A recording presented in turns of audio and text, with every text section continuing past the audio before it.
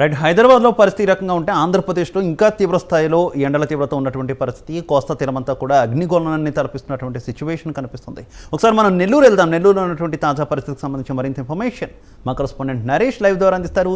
నరేష్, నెల్లూరులో ఎండల తీవ్రత ఏ రకంగా ఉంది, ప్రజలు ఏమంటున్నారు? రైట్ శివ, తెలుగు రాష్ట్రాల్లో బాణుడి యొక్క బగబగలకు బెంబేలెత్తిపోతున్నటువంటి పరిస్థితి కనపడతా ఉంది. ఇప్పటికే ఉదయం ఉష్ణోగ్రతలు మనం చూసుకుంటే 8 నుంచి బయటికి రావాలంటే ప్రజలు చాలా వరకు కూడా తీవ్ర ఇబ్బందులు ఎదుర్కొంటున్నారు. దాదాపు కూడా రాష్ట్రంలో మొదటి స్థానం నెల్లూరు జిల్లాలో నిన్న ఉష్ణోగ్రతలు నమోదయ్యాయి. దాదాపు 46 డిగ్రీల సెల్సియస్ ఉష్ణోగ్రతలు నమోదవడంతో ఒకవైపు ప్రజలు బొంబేలెత్తుతున్నటువంటి పరిస్థితి కనపడతా ఉంది.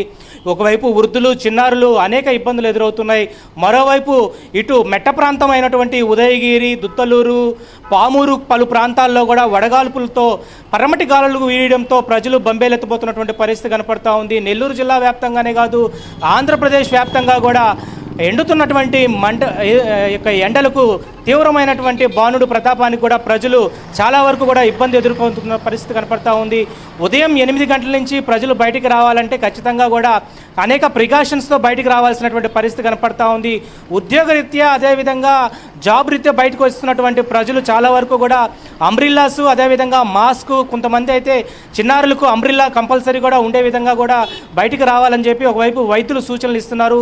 ప్రభుత్వం తీసుకోవాల్సినటువంటి జాగ్రత్తలు కూడా పూర్తి స్థాయిలో కూడా అధికారులు ఇటు తీవ్రమైనటువంటి విమర్శలకైతే ప్రజలు దారి తీస్తుందని చెప్పుకోవచ్చు. ఎందుకంటే ఎక్కడ చలివేంద్రాలు లేకపోవడం, అదేవిధంగా చలువ పందిళ్ళు లేకపోవడం, ప్రికాషన్స్ జారీ చేయకపోవడం వంటివి కూడా అధికారుల యొక్క నిమ్మక నీరెత్తినటువంటి వ్యవహరిస్తున్నటువంటి శైలు ప్రజలు మాత్రం విమర్శలు ఎత్తుతున్నాయి. ప్రస్తుతం మనం నెల్లూరు నగరంలో ఉన్నటువంటి అన్నమయ్య సర్కిల్లో ఉన్నాం. ఒకసారి అన్నమయ్య సర్కిల్లో మనం చూద్దాం. మధ్యాహ్నం 2 అయింది. ఇప్పటికీ మధ్యాహ్నం 2 అయినటువంటి పరిస్థితుల్లో పూర్తి స్థాయిలో ఇటు ప్రజలైతే బయటికి రావట్లేదు. వాహనాలు, ద్విచక్ర వాహనదారులు అయితే పూర్తి స్థాయిలో కూడా బయటికి రావాలంటే భయపడుతున్నటువంటి పరిస్థితి కనపడుతూ ఉంది. మరోవైపు ఆంధ్రప్రదేశ్ వ్యాప్తంగా మరో 3 రోజుల పాటు కూడా ఉష్ణోగ్రత చాలా వరకు కూడా ఎక్కువగా ఉంటాయి. బయటికి ఎవరు రావద్దని చెప్పి ఒకవైపు విపత్తుల శాఖ హెచ్చరికలు జారీ చేసింది. ప్రస్తుతం మనం ఏదైతే ఈ యొక్క చూస్తున్నటువంటి రోడ్లన్నీ కూడా నిర్మానుష్యంగా కనపడుతున్నాయి. గత 3-4 రోజుల నుంచి ఈ వేసవి యొక్క దాహానికి కూడా పూర్తి స్థాయిలో ప్రజలు అనేక ఇబ్బందులు ఎదుర్కొంటున్నటువంటి పరిస్థితి కనపడతా ఉంది. అధికారుల యొక్క నిర్లక్ష్య వైఖరి నెల్లూరు జిల్లా వ్యాప్తంగా కనపడుతుందని చెప్పుకోవచ్చు. అంటే ఎందుకు ప్రధానంగా గతంలో అనేక సెంటర్లలో, ఇటు ప్రధాన కూడలలో ఇక్కడ చలివేంద్రాలతో పాటు కొన్ని అవగాహన చేసేటువంటి సదస్సులు కూడా ఏర్పాటు చేసేవాళ్ళు. ఎండాకాలం తీసుకోవాల్సినటువంటి జాగ్రత్తలు అయ్యుండొచ్చు, మరికొన్ని స్వచ్ఛంద సేవా సంస్థల ద్వారా ఏర్పాటు చేయాల్సినటువంటి మజ్జిగ చలివేంద్రాలు అయ్యుండొచ్చు, వాటర్ చలివేంద్రాలు అయ్యుండొచ్చు. వీటన్నిటి మీద అధికారులు దృష్టి పెట్టడం లేదనేది మాత్రం ప్రజల యొక్క పూర్తి స్థాయిలో విమర్శలకైతే గురవుతున్నటువంటి పరిస్థితి కనపడతా ఉంది. ప్రస్తుతం మనం ఈ యొక్క అన్నమయ్య సర్కిల్లో ఉన్నాం. నెల్లూరులో గత 15 రోజుల నుంచి ఈ యొక్క ఉక్కపోత వలన ప్రజలు బయటికి రాలేకపోతున్నారు. చిన్నారులు, వృద్ధులు అనేక ఇబ్బందులు ఎదుర్కొంటున్నారు.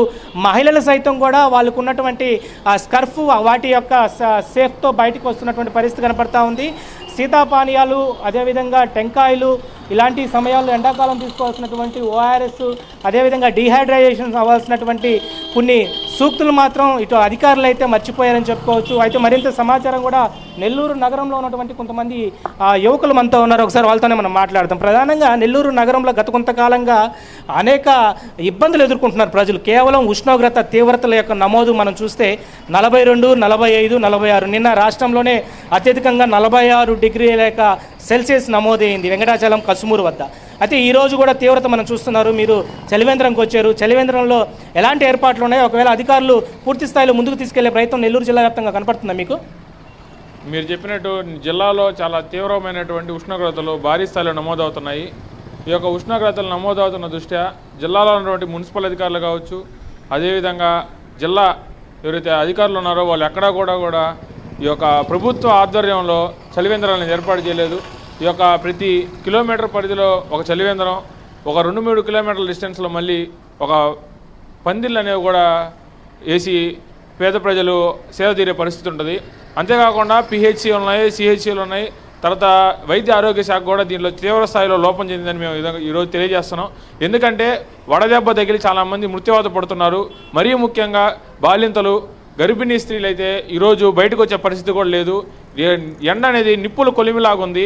ఇటువంటి పరిస్థితుల్లో ఎవరైతే వైద్య ఆరోగ్య శాఖ అధికారులు ఉన్నారో వాళ్ళు ఎటువంటి జాగ్రత్తలు తీసుకోవాలనేది కూడా ప్రజలకు తెలియజేయాలని కూడా మేము కోరుకుంటున్నాం. కనీసం చాలా లోపంతో ఈరోజు గ్రామ వార్డు సచివాలయ వ్యవస్థ ఉంది. వ్యవస్థ ద్వారా ప్రతి గ్రామంలో కూడా ఈ యొక్క తీవ్రమైన ఎండ దృష్ట్యా ఎటువంటి జాగ్రత్తలు తీసుకోవాలి, ఎటువంటి శీతల పానీయాలు కానీ ఎటువంటి ఆహారం తీసుకోవాలనే దాంట్లో కూడా అధికారులు చాలా నిర్లక్ష్య ధోరణితో వ్యవహరించడం వల్ల చాలామంది వడదెబ్బకు గురవుతున్నారు. ఇకనైనా ప్రభుత్వ అధికారులు స్పందించి ప్రతి 1 కిలోమీటర్ల దూరంలో చలివేంద్రాలు, చలువ పందిళ్ళు, అంతేకాకుండా ఓఆర్ఎస్ ప్యాకెట్లు కూడా పేద ప్రజలకు అందుబాటులో తెచ్చి వాళ్ళని కాపాడాలని చెప్పి ఈ యొక్క విపత్కర పరిస్థితుల్లో వాళ్ళని ఆదుకోవాలని చెప్పి మేము కోరుకుంటున్నాం. అయితే మండుట ఎండడం వల్ల ఇప్పటికే ప్రజలు తీవ్రమైనటువంటి ఆవేదన చెందుతున్నారు. బయటికి రావాలంటే చాలా వరకు కూడా ఆవేదనతో పాటు ఒక భయాందోళన అయితే కొనసాగుతుంది. ఎందుకంటే మండుతున్నటువంటి మంటలు ఏదైతే ఈ యొక్క ఎండాకాల సమయంలో నిప్పులు కొలిమిని తలపించే విధంగా కూడా ఈ యొక్క ఉష్ణోగ్రతలు నమోదవుతున్నాయి. దాదాపు కూడా 46 డిగ్రీల యొక్క ఉష్ణోగ్రతలు ఇక్కడ నెల్లూరు జిల్లాలో నమోదవడంతో ప్రజలు బయటికి రాలేనటువంటి పరిస్థితి కనపడతా ఉంది.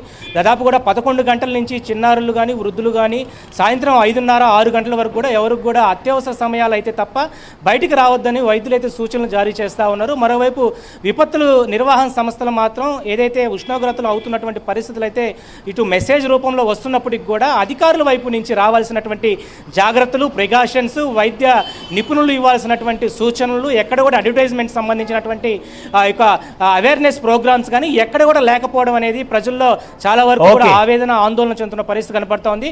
మరోవైపు స్వచ్ఛంద సేవా సంస్థలు గతంలో ఏ విధంగా ఇటు చలివేంద్రాలు, మజ్జిగ చలివేంద్రాలు ఇచ్చేటువంటి పరిస్థితి ఉన్నాయి, వాటన్నింటినీ ఇంప్లిమెంట్ చేయాలని చెప్పి ఇటు ప్రజలు అయితే కోరుకుంటున్న పరిస్థితి కనపడతా ఉంది. Shiva. Okay Naresh, thank you. అది నెల్లూరులో పరిస్థితి. నెల్లూరులో ఏకంగా 46 డిగ్రీల ఉష్ణోగ్రత నమోదైనటువంటి పరిస్థితి. ఒకసారి మనం గోదావరి జిల్లాలకు వెళ్దాం. ఉమ్మడి పశ్చిమ గోదావరి జిల్లా